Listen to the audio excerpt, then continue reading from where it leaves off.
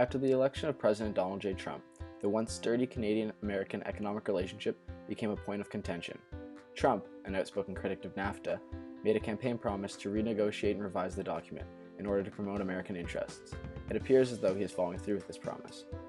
Prime Minister Justin Trudeau and his Foreign Affairs Minister, Chrystia Freeland, recently met with Trump and his delegation to discuss the state of affairs between the two countries.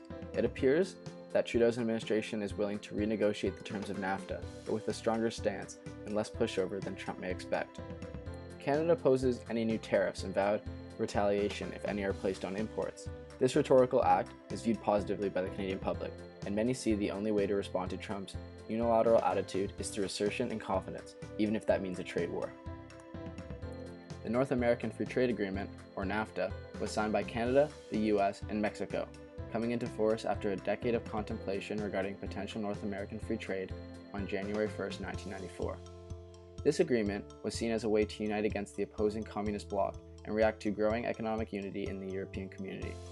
The US therefore utilized NAFTA in a post-Cold War context to consolidate its home base and promote its already hegemonic economic prosperity. In practice, the elements of NAFTA include an elimination of all tariffs on goods being traded, a liberalization of services and government contracts, protection from discriminatory practices and for intellectual property, and an establishment of a set of institutions that resolve trade and investment related disputes.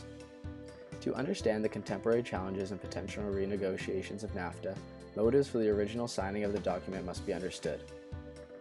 In Canada, NAFTA was seen both as a way to regionally integrate and to create a powerful, stable ally who they would be economically linked to.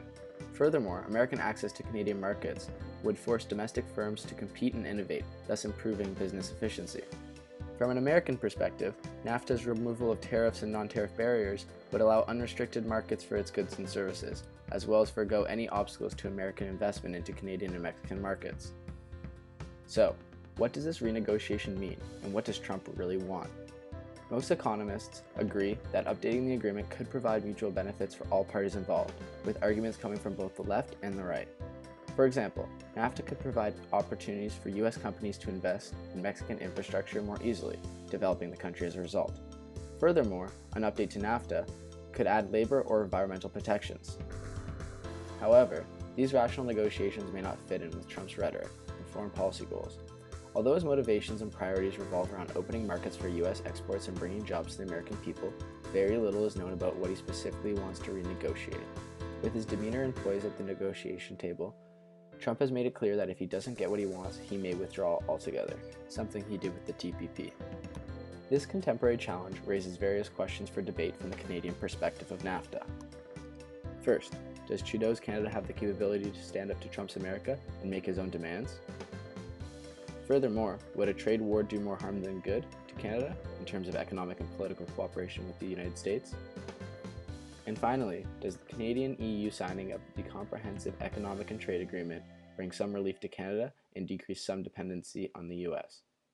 Only time will tell.